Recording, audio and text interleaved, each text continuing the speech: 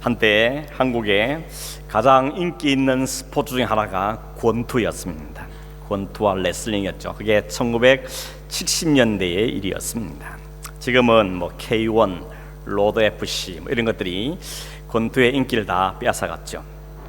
제가 초등학교 또 중학교 다닐 때 기억나는 게 권투 시합이 있으면 저희 아버지하고 둘이서 TV 옆에 앉아서 권투를 봤습니다. 권투 선수만 경기하는 게 아니고 보는 우리도 같이 경기하죠.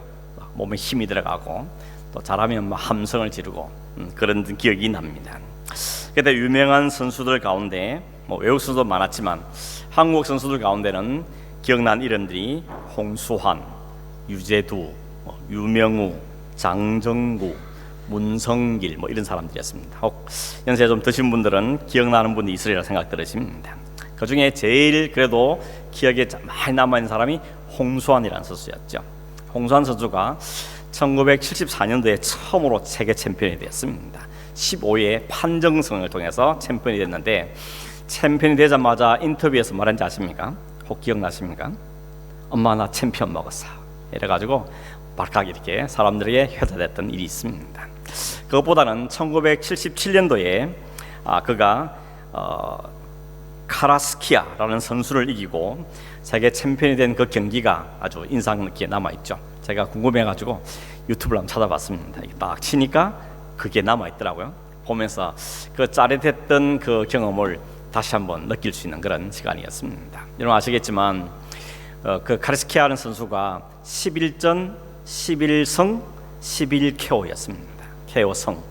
그러니까 홍 선수가 안 될 거다. 아무리 홍 선수가 날고기도 그 사람한테 안 된다. 이게 일반적인 그런 분위기였습니다. 아니나 다를까 경기가 시작되자마자 2회에 4번이나 다운당했잖아요. 그래서 다 졌다 생각했습니다. 몇 회나 버틸까 생각했는데 아니야. 근데 3회가 시작되자마자 막 뛰쳐나오더니 막 불같이 덤벼드는데 50초 만에 때려 눕혀가지고 KO승을 거둘렀습니다. 그래가 생긴 유명한 말이 있죠. 사전 오기. 4번 쓰러지고 5번째 일어나서 이겼다. 이런 이야기가 유행했습니다. 지금은 그 홍수환 씨가 뭐 하는가 하면요, 서울에 있는 한 교회 장로가 되었고 간증을 많이 하고 있습니다. 자기는 복싱 선수였는데 지금은 복음 선수가 되었다. 그렇게 이야기하는데, 그러면서 자기가 숱한 주먹을 자기 힘으로 다 피했겠냐. 하나님께서 그때 잘 피하게만 잘 버티게 만드셔서 그 승리함으로 오늘 하나님께 영광을 돌리기 위해서 내게 승리를 주신 거라고 자기는 생각한다. 이렇게 신앙 고백을 하는 것을 들을 수 있었습니다. 여러분 권투 경기를 하려면 그 순서를 가보면 도전하는 사람이 도전장을 내밉니다. 한판 붙자 도전장을 내밉니다. 그러면 도전받은 챔피언이 보고 할만하면 오케이 받아들입니다. 그러면 경기가 성사가 되는 거죠. 제가 이 이야기를 왜 하는가 하면 지금 우리가 살펴본 이 출애굽기 1장에서 6장까지는 하나님께서 이스라엘 백성들을 구원하시기 위한 프로젝트를 다 가지고 계시고 그 일에 모세를 쓰기 위해서 모세를 준비시키는 과정들을 보여주는 게 1장에서 6장의 내용입니다. 그래서 태어나고 또 그가 왕궁에 자라고 광야에서 자라고 하나님 그를 부르시고 설득시켜서 이제 바로의 맞상대로 도전장을 내밀도록 그를 내보낸 장면이 6장까지의 내용입니다. 그때 모세가 나섰지만 사실은 그 타이밍은 하나님이 정하신 거죠. 사실은 40세 됐을 때 모세가 바로 한번 맞짱 한번 떠보겠다고 도전장을 내밀었는데 오히려 하나님께 그를 못 가게 만들었죠. 그래서 오히려 광야로 내몰았습니다. 80대였을 때 하나님께서 그에게 바로와 전쟁할 대결할 수 있도록 그를 내보냈던 것입니다.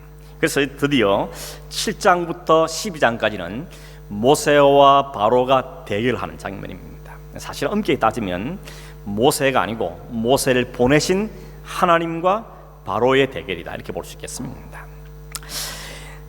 여러분 5장에서 우리가 본 것처럼 하나님께서 모세를 보내가서 이렇게 말하죠. 내 백성 이스라엘을 보내라. 그러면 그들이 내 절기를 지킬 거다 라고 이야기했을 때 이 바로가 거절하죠. 여호와가 누구기에 내가 그 말을 들어야 되겠느냐. 그리고는 도전장을 내밉니다. 하나님이라도 내가 한번 맞붙어 보겠다라고 생각했죠. 그랬더니 하나님이 그러죠. 이제 내가 바로를 어떻게 다루는지 봐라. 그러면서 하나님께서 그 대결에 나섰습니다. 드디어 하나님과 바로의 대결이 벌어진 것입니다. 누가 이깁니까? 답은 뻔하죠. 바로가 어떻게 이기겠습니까? 하나님은 온 천지 만물을 하나님의 말씀만으로 만드신 전능하신 창조주십니다. 뿐만 아니라 누군가의 도움이 필요 없는 스스로 존재하시는 그런 여호와십니다. 뿐만 아니라 모든 게 그분으로부터 나왔고 그분이 다 다스리고 계시고 그분의 영광에 존재하시는 어느 누구도 이 땅에 존재할 수 없는 그런 여호와 참 하나님이십니다. 역사의 시작이고 역사의 통치자시고 역사를 끝내실 역사의 주인이십니다. 이런 하나님께 이 바로가 감히 도전장을 내밀었다는 것은 오늘 우리가 보기에는 이해가 안 되는 거죠. 어떻게 겁이 없어도 그렇지 어떻게 감히 하나님과 맞싸우겠더냐라고 생각할 수 있습니다. 근데 오늘 성경에는 바로가 감히 하나님과 맞짱을 뜨겠다고 도전장을 내민 이유를 밝힙니다. 13절에 보시면 이렇게 말하죠. 그러나 바로의 마음이 완악하여 그들의 말을 듣지 아니하니 여호와의 말씀과 같더라 라고 말합니다. 바로가 하나님에 대해서 도전하고 하나님과 대결을 벌였던 그 이유가 어디 있는가 하면 그 마음이 완악기 때문이다 라고 이야기하고 있습니다. 마음이 완악하기 때문에 하나님께서 모세 아론을 보냈을 때 그 말을 듣지 않을 뿐만 아니라 하나님의 말씀마저도 그는 듣지 않겠다는 것입니다. 어떻게 보면 이 바로가 본 것은 모세와 아론이죠. 모세와 아론이 와서 하나님 말씀이라고 전하는데 보니까 행색을 보니까 말이 아닙니다. 목자들이 왔는데 옷은 남루하고 신발은 다 떨어진 신발을 신고 겨우 손에 지팡이 하나 들고 와서 내 백성 내보내라 큰 소리 치는데 도저히 가소로운 것입니다. 반면에 마론은 어떻습니까? 왕복을 입었습니다. 삐까뻔쩍한 옷을 입고 화려한 신발을 신고 손에 가락지를 끼고 온 몸에 장신구를 덕덕이 붙은 그런 화려한 모습을 쓰는 것이 바로입니다. 그 바로가 보니까 모세와 아론은 정말 이게 가소로운 존재인 것입니다. 더군다나 7절에 보면 모세의 나이가 그때 80일입니다. 그리고 아론은 83세라 그러죠. 80이 훨씬 넘은 노인네 두 분이 서 있는데 뭐하러 오셨나 저분들이, 이런 생각이 바로의 마음에 충분히 들 수가 있는 것입니다. 더군다나 모세가 행했던 기적들이 나중에 나오죠. 지팡이를 던지니까 막 뱀이 됩니다. 처음에 잠깐 흠칫 놀랐는데 이 바로가 자기 애굽에 있는 술사들 불러다 시켰더니 술사들도 지팡이 던지니까 뱀이 되는 겁니다. 야, 다 하는 걸 뭘 갖고 폼 잡냐 그러면서 그 바로가 모세의 이야기를 들어주지를 않는 것입니다. 여러분, 이 싸움의 결과는 어떻게 됐습니까? 바로가 완전히 참패하죠. 나중에 10번째 재앙했을 때는 다 나가라고, 귀찮다고 빨리 가라고 쫓아낼 만큼 이 싸움은 완전한 바로의 실패였습니다. 그런데도 불구하고 바로가 10번째 재앙을 할 때까지 버티고 또 버텼던 이유는 어디 있는가 하면 성경은 바로의 마음이 완악기 때문이라고 설명하고 있는 것입니다. 여러분, 사람이 마음이 완악하면 고집불통이 되는 것입니다. 그래서 그런 말이 있죠. 모든 일이 사람 마음 먹기 달려 있다, 이렇게 말하죠. 그만큼 사람의 마음이 소중하고 중요하다는 이야기인 것입니다. 잠언 23장 7절에 보면 대저 그 마음의 생각이 어떠하면 그 위인도 그러하다, 이렇게 말합니다. 이게 마음의 생각이 그 사람을 결정한다라고까지 말하고 있습니다. 뿐만 아니라 예수님도 그러셨죠. 마음의 중요성을 이야기하면서 마태복음 15장 11절에 보면 사람의 입으로 들어가는 게 사람을 더럽게 하는 것이 아니고 입에서 나오는 게 사람을 더럽게 한다. 입은 어디서 나오느냐? 마음에서 나온다 그랬습니다. 사람의 마음에서 나오는 게 사람을 더럽게 한다고 말씀하셨습니다. 하나님도 마찬가지입니다. 하나님도 마음을 굉장히 중요시기죠. 그래서 잠언 23장 26절에 보면 내 아들아 네 마음을 내게 달라 그러십니다. 네 마음을 내게 달라. 겉의 형식적인 제사 겉모양만 나에게 주지 말고 네 마음 한가운데 네 심장을 내게 달라고 하나님 말씀하십니다. 하나님 우리의 마음을 받기를 원하신다는 거죠. 신명기 6장 5절에 보면 너는 하나님을 사랑하되 마음을 다하고 힘을 다하고 뜻을 다하고 목숨을 다해 하나님을 사랑하라고 말씀하십니다. 하나님은 마음을 받기를 원하신다는 겁니다. 잠언 3장 1절 3절 5절에도 보면 마음에 대한 이야기를 합니다. 내 아들아 나의 법을 잊지 말고 네 마음으로 나의 명령을 지키라. 인자와 진리가 내게서 떠나지 말게 하고 그것을 내 목에 메고 내 마음판에 새기라 그럽니다. 뿐만 아니라 너는 마음을 다하여 여호와를 신뢰하고 내 명철을 의지하지 말라고 하십니다. 여러분, 마음을 다한다는 말은 무슨 뜻입니까? 마음을 나누지 않는다는 이야기입니다. 네 마음을 절반은 내게 주고 절반은 우상에 주고 그거 안 된다는 겁니다. 절반은 하나님께 절반은 세상에 있고 그건 안 된다는 것입니다. 만약에 어떤 남자나 혹은 어떤 여자가 절반은 아내에게 주고 절반은 다른 사람 주고 그러면 안 되는 거죠. 하나님 그걸 싫어하시는 겁니다. 그래서 그 성경에 그걸 영적인 간음이라고 말씀하는 겁니다. 어떤 사람은 사람의 마음은 마치 정원과 가든과 같아서 어떻게 가꾸냐에 따라서 아름다운 정원이 될 수도 있고 잡초가 무성한 정원이 될 수도 있다라고 이야기합니다. 그래서 잠언 4장 23절에 우리가 잘 아는 무릇 지킬 만한 것보다 더욱더 내 마음을 지키라고 말합니다. 마음을 잘 지키는 것, 이게 중요하다고 성경은 말씀하고 있는 것입니다. 그런 의미에서 여러분, 여러분의 마음의 정원을 좀 잘 가꾸시길 바랍니다. 밭에 화초도 가꾸고 가든도 바꾸지만 가든도 하지만 마음의 가드닝을 잘 해야 한다는 것입니다. 왜냐하면 모든 게 마음에서 나온다고 말하기 때문인 것입니다. 마태복음 13장에 보면 예수님께서 씨 뿌리는 비유를 하셨습니다. 어떤 씨를 농부가 씨를 뿌렸는데 어떤 씨는 길가에, 어떤 씨는 돌짝밭에, 어떤 씨는 가시덤불 사이에, 어떤 씨는 좋은 땅에 뿌렸다 그랬습니다. 거기 말하는 밭이 사람의 마음이라고 비유할 수 있다면 씨는 하나님의 말씀이다, 복음이라고 말할 수 있겠습니다. 마음이 좋은 밭에 하나님 말씀이 던져졌을 때 거기에 좋은 열매가 맺힌다고 주님께서도 말씀하고 있는 것입니다. 오늘 이 본문에 바로의 마음은 어떤 마음이라고요? 완악한 마음이라고 그랬습니다. 이 완악하단 말이 히브리어로 쓴 이 단어를 찾아보면 목이 곧다, 뻣뻣하다 이런 뜻을 갖고 있습니다. 목이 곧다, 뻣뻣하다는 것입니다.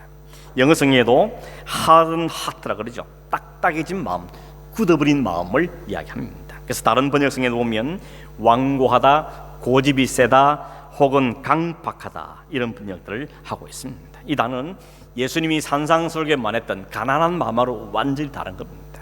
완전히 반대의 마음이라고 볼 수 있겠습니다. 바로의 마음이 이렇게 완악하다고 이야기합니다. 그 마음은 자기 생각으로 꽉 차 있고 자기 고집으로 꽉 차 있고 탐욕과 교만과 이것들로 꽉 차 있기 때문에 다른 어떤 게 비집고 들어갈 틈이 없는 것입니다. 하나님의 말씀도 그 심령을 뚫고 들어갈 수 없는 완악한 마음이라고 표현하고 있는 것이죠. 바로의 마음이 지금 그런 마음이라고 말하는 것입니다. 여러분, 마음이 완악해지면, 강팍해지면 특징이 뭔가 하면 안 듣습니다. 남의 말을 듣지를 않습니다. 그게 부모의 말이든지 그게 친구의 말이든지 말을 듣지가 않는 것이 마음이 완악한, 마음이 굳어지는 사람의 특징이라고 말할 수 있는 것입니다. 이게 무서운 일인 것이죠. 여러분 주변에 남의 말 정말 안 듣는 분 혹 본 적 있죠. 우리가 그런 보고 앞뒤가 꽉 막혔다 이런 말들 하는데 정말 마음이 강팍에 있으면, 완고에 있으면 말을 듣지 않습니다. 도저히 들어먹지를 않습니다. 3절 4절에 보면 마음이 완악해진 바울의 증세는 어느 정도인가 하면 하나님이 그에게 이적을 보여주어도 안 받아들입니다. 이적을 보여주어도 듣지를 않습니다. 우리 생각에는 한번 기적을 확 보여주면 믿을 것 같은데 사람이란 마음이란 게 기적을 봐도 한번 완고해진 그 마음은 받아들이지를 않는다는 것입니다. 여러분, 그렇게 하나님 말씀마저도 듣지 않는 게 왜 위험한가 하면 로마서 10장 17절에 말씀하기를 믿음은 어디서 오느냐? 들음에서 오고 들음은 하나님의 말씀을 온다 그럽니다. 그러니까 하나님 말씀이 전해지는데 그걸 들어야 믿음이 생기는데 듣지 않고 튕겨내면 믿음이 자랄 수 없다고 이야기하는 것입니다. 특별히 말씀을 듣는다고 말할 때 제가 영어 전에 어릴 때 들었던 이야기인데 히어링이 있고 리스닝이 있다 그럽니다. 히어링이라는 것은 그냥 들리는 이야기죠. 지나가는 바람 소리도 들리고 새 소리도 들리고 주변 사람의 말이 들리고 그냥 들려지는 소리, 그걸 듣는 걸 히어링이라고 말하고, 리스닝이라는 것은 주의를 기울여서 내가 들으려고 애를 쓰는 것, 그걸 리스닝이다 그렇게 말한 기억이 납니다. 그래서 선생님이 그랬습니다. 봐라, listening, listen careful 이렇게 하겠습니다. 잘 들으라고 이야기했습니다. 잘 들어야 된다라고 이야기한 기억이 납니다.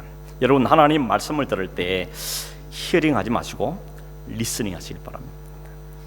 여러분 앞에 와서 한번 제 대신 한번 서보십시오. 다 보입니다. 아, 저분은 지금 히어링 하고 있구나, 저분을 리스닝하고 있구나. 딱 표정 보면요, 다 알게 돼요. 알고 싶어서 아는 게 아니고, 제가 용해서 아는 게 아니고 다 보인다니까요. 그래서 궁금하시면 한번 써보십시오. 여러분, 하나님 말씀에 대해서는 히어링하지 말고 리스닝 하시길 바랍니다. 평소에 하나님을 얼마나 많이 듣고 많이 읽습니까? 적어도 이 시간만큼이라도 하나님 말씀이 전해진 시간이니까, 제 말 때문이 아니고 하나님의 말씀이 전해진 시간이니까 좀 귀를 기울이시고, 그리고 좀 집중하여서 하나님 말씀에 리스닝 하시길 바랍니다. 들어야 믿음이 자라는 겁니다. 들어져야 거기에 말씀이 역사하게 된다는 것입니다. 듣지 않으면 믿음이 자랄 수가 없는 것입니다. 믿음이 안 자라는 정도가 아니고 자꾸 뒤로 퇴보합니다. 뒤로 물러가게 되고 마음이 자꾸 바로처럼 강팍해지는 것입니다. 완고해지고 고집만 세고 완악한 마음이 되는 것입니다. 그런 사람은 대화가 안 되죠. 소통이 안 되는 것입니다. 자기 고집 충만한 사람은 그 안에 하나님 말씀이 들어갈 수가 없다는 것입니다. 사실 우리가 어떻게 사람 말을 다 한 사람 말이 다 옳을 수가 있겠습니까? 그래도 사람 생각이 어떻게 다 같을 수가 있겠습니까? 사람 숫자만큼이나 생각이 다릅니다. 그렇기 때문에 일단 듣는 게 필요한 거죠. 그래, 들어볼게, 이야기해봐라. 그리고 나의 생각도 이야기하고, 그러면 그게 소통이 일어날 때 그게 화해도 있고 조화가 이루어지는 것이죠. 근데 안 듣겠다 그러면 그 관계는 회복되기가 어려운 것입니다. 흔히들 나이가 들수록 보는 눈이 시야가 좁아진다 이런 말을 하지만, 아니, 성도들은 아닙니다. 반대입니다. 하나님 말씀을 많이 듣고 훈련된 사람들은 연세가 들면 들수록 오히려 마음이 더 넓어지고 더 여유가 생기고 더 풍성한 삶으로 나아가게 된다는 것입니다. 듣지 않으면 믿음이 생기지 않습니다. 믿음이 없으면 순종도 없습니다. 믿음의 열매가 순종이기 때문에 은혜 받은 것이 섬김으로 나타나는 거죠. 하나님을 섬기고 교회를 섬기고 이웃을 섬기고 가족을 섬기는 그 삶이 결국은 그런 마음에서 비롯된다는 것입니다. 여러분, 제가 좋아하는 말이 하나 있는데, 바위처럼 물처럼, 이거 제가 굉장히 좋아합니다. 지난번 여러 번 제가 말씀을 드린 것 같은데, 진리의 문제에 있어서만큼은 바위 같아서 도무지 양보가 없고 타협이 없고 딱 버티는 것, 그게 바위처럼이죠. 그런데 다른 데서는 물처럼 유연해야 된다는 것입니다. 여러분, 물 보셨습니까? 네모 그릇에 담으면 네모가 되고, 동그란 그릇에 담으면 동그란 게 되고, 물이 흘러가다 뭘 부딪히면 비껴가고, 웅덩이를 만나면 채워서 가고, 그게 물의 특징인 것입니다. 예수님이 그러셨습니다. 진리의 문제에서만큼 조금도 타협하지 않으셨지만 다른 모든은 유연하게 되었다는 것입니다. 여러분도 반대로 하지 마시길 바랍니다. 진리에서는 유연하고 잘 타협하고, 진리 아는 게 고집부리고 그러면 곤란한 것입니다. 여러분, 이 출애굽기 10장까지 해서 하나님께서는 바로에게 내 백성을 보내라, 내 백성 보내라, 이 말을 최소한 7번 반복합니다. 내 백성을 보내라, 내 백성을 보내라. 근데 바로가 마음이 완악하여서 그 말을 듣지 않았단 말은 18번이나 나옵니다. 그만큼 바로의 마음이 강팍해졌다는 것이죠. 하나님의 말씀에 대해서도 기다받지 않는 그런 강팍한 마음의 상대였다는 것을 보고 있는 것입니다. 바로의 마음이 그렇게 강팍해진 걸 보면서 우리가 욕할 수 있을지 모르지만, 그럼 이스라엘 백성은 어땠냐는 겁니다. 구약의 이스라엘 백성들의 태도를 보면, 민수기 14장에 보면 하나님께서 가나안 땅을 정탐해 간 다음에 12명이 돌아옵니다. 근데 그 중에 10명이 부정적인 보고를 하죠. 안 된다고, 우리가 가나안 땅 차지할 수 없노라고, 우리가 여기 죽을지도 모른다고, 차라리 돌아가자고, 이런 보고를 펼쳤습니다. 이 보고를 듣고 온 백성들이 밤새 통곡을 하면서 우리를 괜히 여기까지 끌어다가 여기 죽게 만든다고 원망하죠. 그때 여호수아와 갈렙이 뭐라 그럽니까? 아니라 하나님 우리와 함께 하시면 저들은 우리의 밥이고 우리는 그 땅을 능히 찾을 수 있다 라고 소리 지를 때, 이스라엘 백성은 그들의 말을 듣고 어떻게 합니까? 돌들 때려 죽이려고 했습니다. 뭔 소리 하냐고. 그때 하나님 나타나시죠. 하나님 크게 진노하셨습니다. 민수기 14장에 보면 이렇게 말합니다. 1절에 보면 이렇게 말하죠. 이 백성이 어느 때까지 나를 멸시하겠느냐? 내가 그들 중에 많은 이적을 행하였으나 어느 때까지 나를 믿지 않겠느냐? 이들의 완악함을 내가 그냥 두지 않고 전염병으로 그들을 쳐서 멸하고 너를 통해서 크고 강한 나를 이루겠다고 말씀하십니다. 그들의 완악함이 그랬다는 것이죠. 그리고는 하나님 어떤 불을 내리십니까? 민수기 14장 22절에 보면 내 영광과 애굽과 광야에 행한 내 이적을 보고서도 이같이 10번이나 나를 시험하고 내 몫을 청조하지 아니한 그 사람들은 내가 그들의 조상들에게 맹세한 땅을 결단코 보지 못할 것이요 또 나를 멸시하는 사람은 한 사람도 그것을 보지 못할 것이다.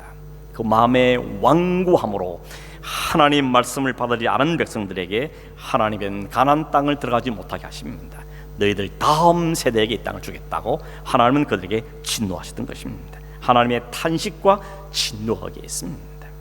이 사건을 기억했던 시편 기자가 시편 95편에 보면 이렇게 이야기합니다. 시편 95편 6절에서 11절 말씀을 읽어드리면, 오라 우리가 굽혀 경배하며 우리를 지으신 여호와 앞에 무릎을 꿇자.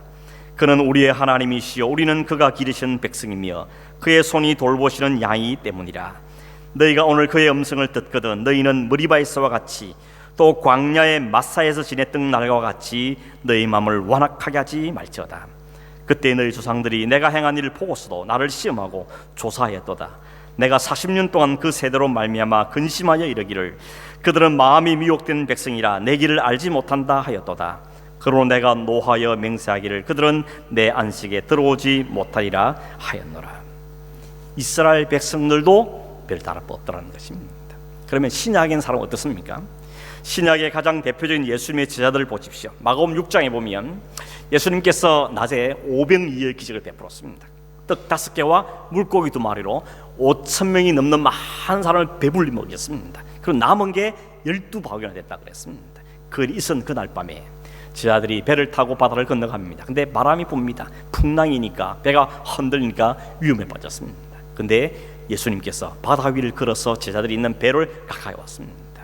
그때 그 성경에 보면 2번 놀랐다 그랬습니다. 한 번은 예수님 보고 유령인가 하여 놀랐다 그랬습니다. 예수님이 그렇게 말하죠. 나다 나 안심하라 두려워하지 말라 라고 말씀하시자 바다가 잔잔해졌습니다. 근데 그 제자들은 그 예수님 말씀을 받아들인 게 아니고 또 놀랐습니다. 도대체가 누구에게 바다가 잔잔해지는가 라고 놀랍니다. 그때 말씀을 마가복음 6장 51절 52절에 보면 이렇게 말합니다. 제자들이 마음에 심히 놀라니 이는 그들이 그 떡 떼시던 일을 깨닫지 못하고 도리어 그 마음이 둔하여졌습니다. 마음이 둔하여졌단 말이 마음이 완악해졌단 말과 똑같은 단어입니다. 마음이 완악해지니까 예수님이 말씀해도 기적을 베풀어도 못 깨닫다는 것입니다. 받아들이지를 못하다는 것이죠. 오히려 놀랄 뿐이었다고 말하고 있는 것입니다. 그러면 여러분, 우리의 걸어오신 기적을 통해서도 그들은 깨닫지를 못하는 겁니다. 이런 마음이 완악해지면, 마음이 강팍해지면 아무 일도 안 일어납니다. 마음이 강팍한 채로는 말씀도 들리지 않고 보여주도 받을 수 없고 믿을 수 없게 된다는 것입니다. 하나님을 알지 못하는 바로뿐만 아니라 하나님 백성이라고 말하는 이스라엘 백성도 그랬고, 심지어는 예수님과 3년간이나 같이 먹고 자고 생활했던 제자들마저도 마음이 완악한 상태에서는 말씀이 들어가지 않습니다. 아무런 순종이 나타나지 않습니다. 받아들일 수가 없는 것이죠. 놀랄 뿐이라고 말하고 있는 것입니다. 이들이 문제가 아니고 문제는 오늘 우리인 것이죠. 내 마음은 어떤 상태냐는 것입니다. 내 마음은 하나님에 대해서, 하나님의 말씀에 대해서, 하나님이 그 진리의 말씀에서 나의 마음은 어떤 상태냐는 것입니다. 완악한 마음을 가진 채 혹 예배하지는 않냐는 것이죠. 그러면 그 마음에 말씀의 열매를 맺을 수가 어렵습니다. 순종과 헌신이 나오기도 어려운 것입니다. 신앙생활을 하지만 여전히 내 고집, 내 경험 혹은 내 욕심, 내 뜻을 가득 차 있으면 거기에는 아무런 역사가 일어날 수 없다는 것입니다. 오늘 여러분, 바로가 그렇게 고집을 부리면서 마음이 완고한 결과는 뭡니까? 10번의 재앙을 당했습니다. 뿐만 아니라 그 완고함이 다시 발동해서 홍해가 쫓아갔다가 홍해물에 다 수장되는 심판을 받게 되더라는 것입니다. 완고한 마음, 강팍해진 마음의 끝은 심판이고 재앙이고 멸망이라는 것이죠. 오늘 4절에 보면 바로가 너희 말을 듣지 아니할 터인즉 내가 내 손을 애고에 뻗쳐 여러 큰 심판을 내리고 내 군대 내 백성 이스라엘 손을 그 땅에서 인도하여 내겠다고 말씀하시죠. 그런데 한 가지 3절에 보면 이렇게 말합니다.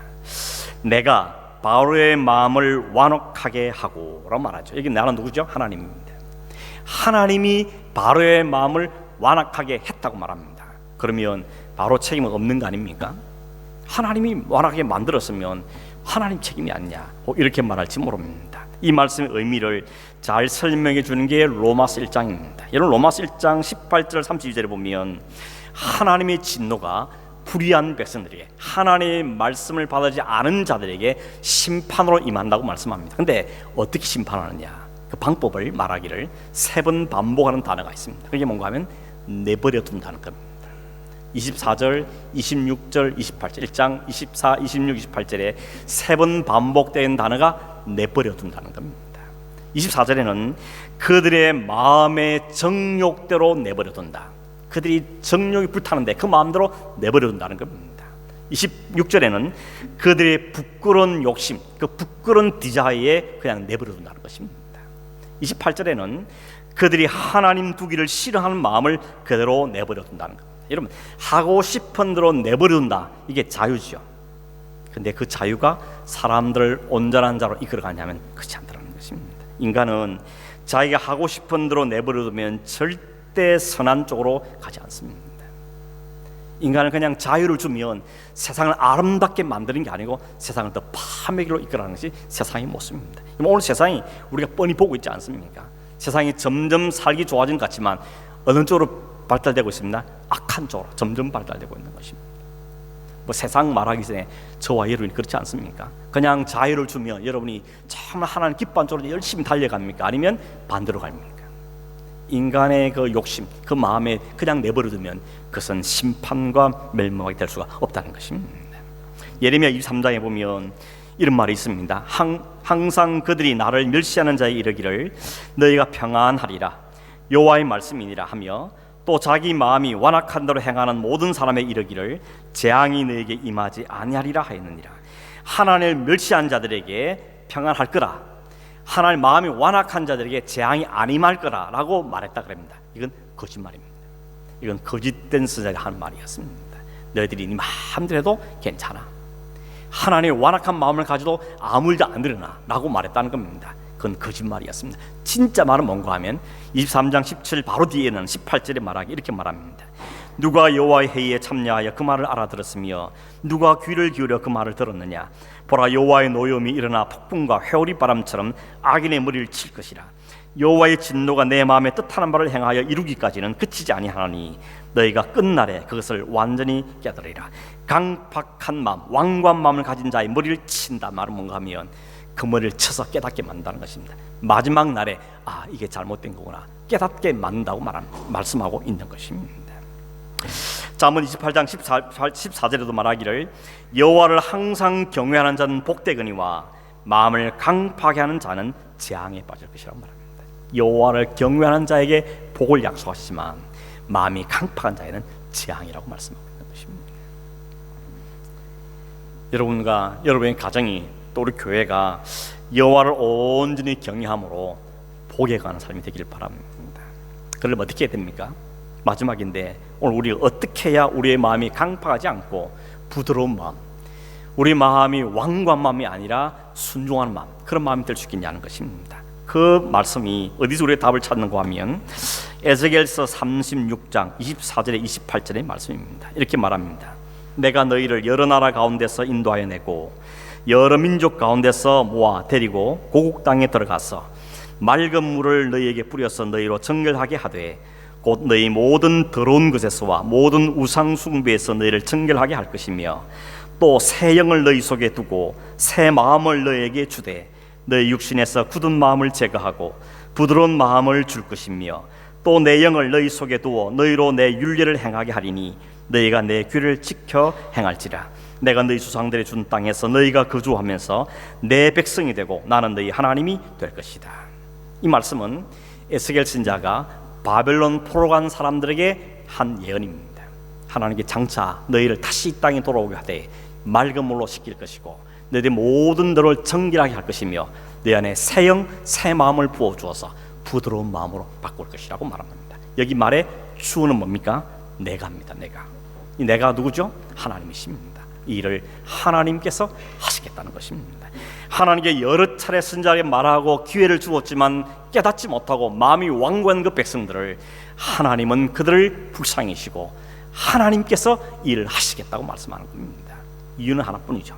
너희를 내 백성 삼기 위해서, 내가 너희 하나님 되게 하기 위해서 너희 스스로 할 수 없는 일을 내가 하겠다고 하나님이 말씀하고 있는 것이죠.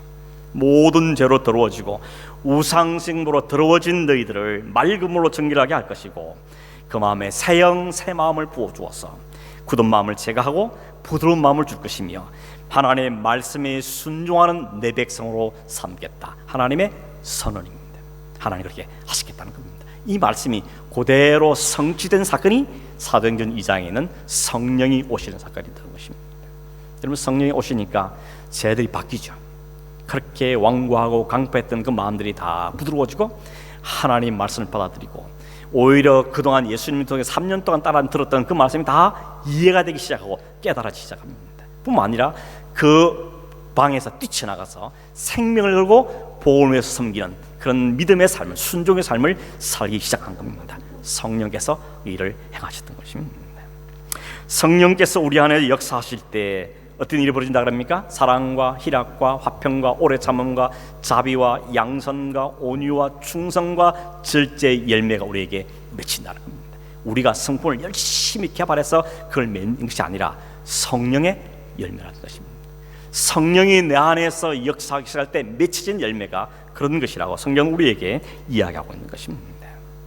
성령께서 원하겠던 우리의 마음을 부드럽게 갈아엎으시고 우리 안에 성령 열매 말씀을 맺히게 하신 것이 우리 준 약속인 겁니다. 예수님이 씨 뿌린 이유에서 그 이야기하고 있는 겁니다.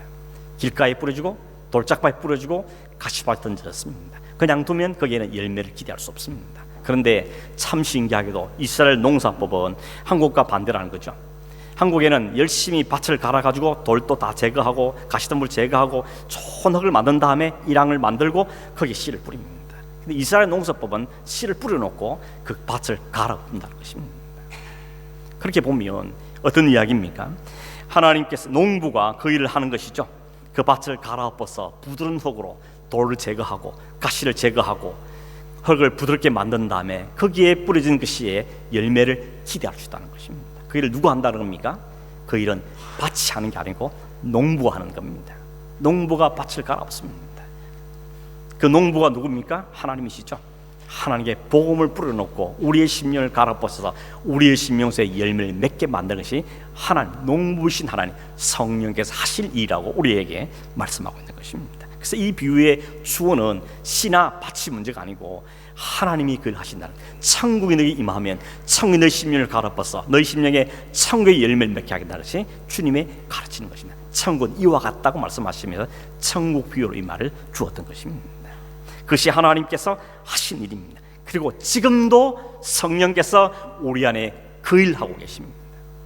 우리에게 말씀을 들려지게 만들고 깨달아지게 만들고 이해하게 만들고 그 말씀에 순종하던 마음이 생기게 만들고 회개하게 만들고 그 실천을 하게 만드는 것이 성령의 역사라는 겁니다. 우리한테 맡기고 내버려 두면 우리는 그 열매 맺을 수가 없는 겁니다. 그래서 성령께서 우리 안에 그 일을 하고 계시다는 것입니다. 그러면 우리는 뭘 해야 됩니까?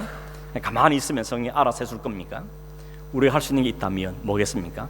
그 성령 하나님, 그 하나님의 말씀을 내 말씀으로 붙잡는 겁니다. 그 말씀을 신뢰하는 겁니다. 그 말씀을 의지하는 것입니다. 존 켈빈이 그 종교육을 하면서 하나 이 심볼을 만들었습니다. 그 심볼을 보면 중앙에 하트 그림이 있고 그 하트를 손으로 받칩니다. 그리고 주님께 올려드립니다. 주님, 내 심장을 받으십시오. 주님, 내 마음을 받으십시오. 내 심장을, 내 마음을, 내 삶을 주님이 원하신 대로 사용하십시오. 이게 종교에게 심볼이었습니다. 제가 학생 때 SFC라는 Student for Christ라는 학생 신앙 운동이라는 그 신앙 운동을 해서 열심히 잘 자랐습니다. 그 신앙 운동의 배지에 보면 거기 그대로 있습니다. 주님, 내 심장을 드립니다. 신실하게, 즉각적으로 드립니다. 이것이 우리의 심장을 뛰게 하는 그런 모토였습니다. 하나님 오늘 우리에게 그거 원하는 겁니다. 우리가 뭘 열심히 도덕적으로 노력해서 이루는 것이 아니고 내 심장을, 내 마음을 주님께 내어주길 바라는 겁니다. 성령께서 나를 주장해 주시고 성령이 나를 다스려 주시고 성령이 내 안에 열매를 맺혀 주십시오 라고 주님 앞에 내 삶을 노려드릴 때 성령이 우리 안에 역사하셔서 우리 안에 그 열매를 맺히게 한다는 것이 오늘 성경의 말씀인 겁니다. 여러분, 바로는 끝까지 광파하기 때문에 왕후이기 때문에 그 마음은 끝이었습니다. 멸망이었습니다. 죽음이었습니다. 우리도 똑같이 왕고하에서 그렇게 갈 수밖에 없는 우리를 성령께서 우리 안에 오셔서 천국 우리 안에 침투해 오셔서 우리 안에 굳은 마음들 걷어내시고 주님의 마음을 부어주시고 성령의 열매를 맺게 하신 것이 오늘 우리 주 하나님의 은혜인 것입니다. 그 하나님 은혜에 자신을 맡게 되는 것. 하나님, 나를 그렇게 만들어 가십시오. 내가 나를 보면 도저히 바로와 다를 바 없는 존재지만 주님께서, 성령께서 하신다시니 성령이 나를, 내 심장, 내 마음을 드리며 내 삶을 받으시고 그렇게 사용해 주십시오. 이것이 끊임없는 우리의 기도의 제목이 될 수밖에 없는 것입니다. 오늘 여러분, 이 말씀이 여러분에게 들려지기를 원하고 이해가 되기를, 깨달아지기를 원하고, 주님, 나도 그러겠습니다. 나도 칼빈처럼, 아니 나도 주님 앞에 내 삶을 드리기를 원합니다. 나를 잘 내 삶의 주인 되어 주시고 내 삶의 아름다운 열매를 맺어 주십시오. 이 기도가 저와 여러분 기도가 되기를 주 이름으로 축원합니다.